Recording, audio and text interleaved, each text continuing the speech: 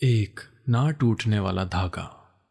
یہ کہانی اقبال مسیح کی سچی داستان ہے، جو ایک پاکستانی بچہ مزدور تھا۔ وہ غلامی سے فرار ہوا اور چائلڈ لیبر کے خلاف ایک مضبوط آواز بن گیا۔ اس کی ہمت نے پوری انڈسٹری کو ہلا کر رکھ دیا، لیکن اس کی سچائی نے اسے ایک خطرناک راستے پر ڈال دیا۔ یہ کہانی اس کی جد و جہد، قربانی اور ایک ایسی آواز کی ہے جو کبھی خاموش نہیں ہوگی۔ دھیمے مگر اثر انگیز پس منظر میں موسیقی، کھٹی کی آواز، بچوں کے سانس لینے کی آواز، ایک سائے کے مانند چلتے قدموں کی آہٹ۔ زنجیریں دو طرح کی ہوتی ہیں، ایک وہ جو لوہے کی بنی ہوتی ہیں اور دوسری وہ جو خاموشی سے بنی جاتی ہیں۔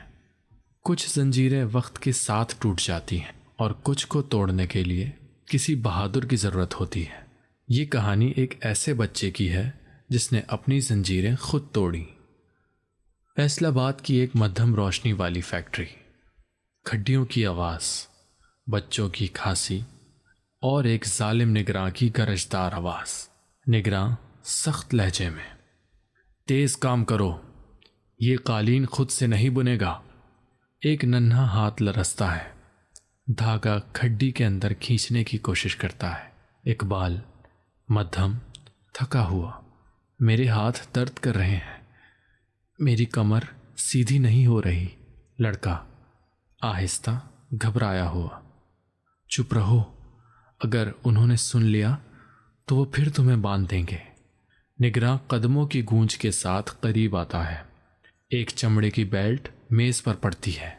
نگراں: کسی نے کچھ کہا؟ خاموشی، صرف کھڈی کی آواز جاری رہتی ہے، اور اب تیزی سے آزادی کی سرگوشی۔ ایک بزرگ مزدور اور اقبال کی خفیہ گفتگو۔ بزرگ مزدور آہستہ: سنا ہے باہر کچھ لوگ ہیں، وہ ہماری مدد کر سکتے ہیں۔ اقبال ہچکچاتے ہوئے: لوگ؟ کون لوگ؟ بزرگ مزدور: بانڈڈ لیبر لبریشن فرنٹ۔ وہ کہتے ہیں کہ ہمیں اس طرح جینا نہیں چاہیے۔ ایک لمحے کی خاموشی۔ اقبال کی آواز میں چنگاری بھڑکتی ہے۔ اقبال: تو پھر ہم جی کیوں رہے ہیں؟ فرار، رات کا وقت، بھاگنے کی آوازیں، کتوں کے دور سے بھونکنے کی گونج۔ اقبال تیزی سے بھاگ رہا ہے، اس کا سانس پھولا ہوا ہے، اس کے ننھے قدم فرش پر پڑتے ہیں۔ وہ گرتا ہے مگر فوراً اٹھتا ہے۔ اقبال خود سے، مضبوطی سے: اب مزید زنجیریں نہیں، اب مزید خوف نہیں۔ ایک دروازہ چرچراتا ہے، اندر سے ایک مہرباں کی آواز آتی ہے: کارکن، اب تم محفوظ ہو بیٹا۔ وہ آواز جس نے دنیا ہلا دی۔ ایک مائکروفون کی بازگشت، تالیاں۔ آزاد اقبال ہزاروں کے سامنے کھڑا ہے۔ اقبال واضح نڈر: جب میں 4 سال کا تھا تو انہوں نے میرا بچپن چرا لیا۔ جب میں 10 سال کا تھا میں نے اسے واپس لے لیا۔ حیرت بھری سرگوشیاں، ایک لمحے کا وقفہ۔ اقبال بولتا رہا: اقبال: میرے جیسے لاکھوں بچے ہیں، وہ جن کے ہاتھ کھڈیوں میں قید ہیں، کتابوں میں نہیں۔ میں تب تک خاموش نہیں بیٹھوں گا جب تک وہ آزاد نہ ہو جائیں، جب تک وہ آزاد نہ ہو جائیں۔ تالیاں۔ ایک صحافی حیران ہو کر اپنے ساتھ بیٹھے شخص سے سرگوشی کرتا ہے۔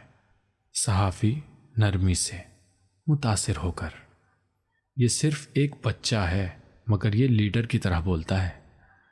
خطرے کی دستک، ایک گلی، سائے میں چھپی ہوئی ایک آہٹ۔ اقبال اپنے دوست کے گھر سے واپس جا رہا ہے، اس کے قدم زمین پر ہلکے ہلکے پڑ رہے ہیں۔ ایک بائک کی زنجیر چرچراتی ہے، دور سے کسی کتے کے بھونکنے کی آواز۔ دوست پکار کر: اقبال سنبھل کر، تم نے بڑے لوگوں کو ناراض کر دیا ہے۔ اقبال مسکراتے ہوئے، مضبوط لہجے میں: اگر میں رک گیا تو ان بچوں کے لیے کون بولے گا؟ ایک سایہ حرکت کرتا ہے، ایک بندوق کے لوڈ ہونے کی آواز، سائے میں چھپی آواز، سرد لہجے میں، سرگوشی میں۔ کچھ آوازیں ہمیشہ کے لیے خاموش ہو جانی چاہیے۔ گولی چلنے کی آواز، ایک دھڑام، دوڑتے قدموں کی بازگشت، کچھ لمحوں کے لیے مکمل خاموشی، بس ہوا کی سرسراہٹ باقی رہتی ہے۔